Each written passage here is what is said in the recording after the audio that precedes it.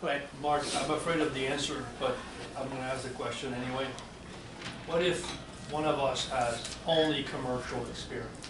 Yes. Big commercial experience, but only commercial experience. Then you need to have the JP3 and establish how the content is equivalent to a certain NAICS code or product service code. So the PWS is still important there, and it boils down to a PPQ. Yeah, and the reason I say that, commercial for Oasis Plus, GSA has lumped commercial and federal subcontracts together.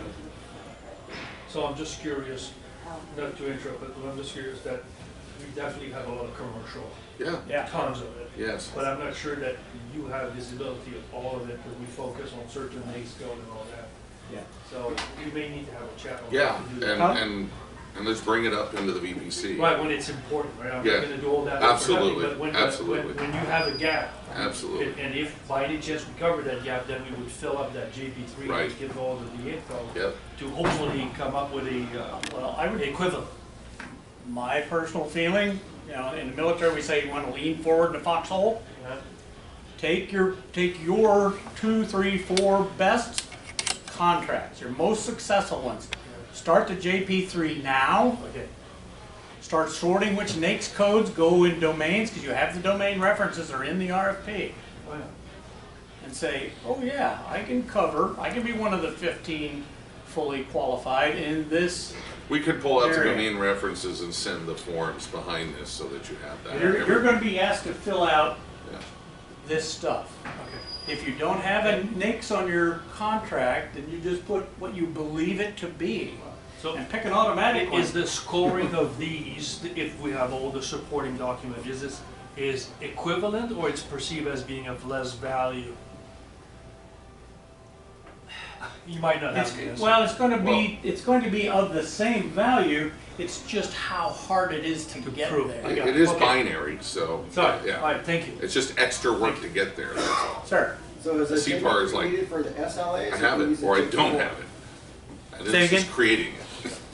The JP3, would that be used for the SLAs, the state and local agencies, or can we use the JP4 for that? oh,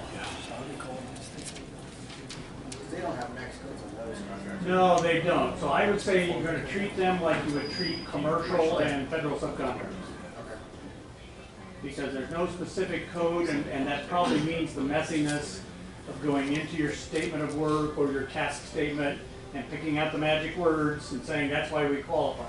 And then you have to highlight those in the thing, and then you're going to index them, and that's the whole, So even a federal subcontract needs a JP3 for?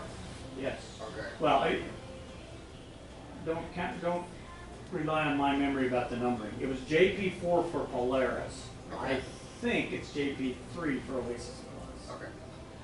Same form. Actually, there is PSC code, and I think somebody talking about state and local contracts. There is a PSC code which will directly map to the NAICS code. Right, because PSC codes are not GSA, if I'm not mistaken. They're But they Department map of straight Labor, aren't they? But they straight away map to the. They should map to a state and local code. Yeah. Do you have a state and local code on your work? I have to double check. Okay. I don't recall, I don't think so.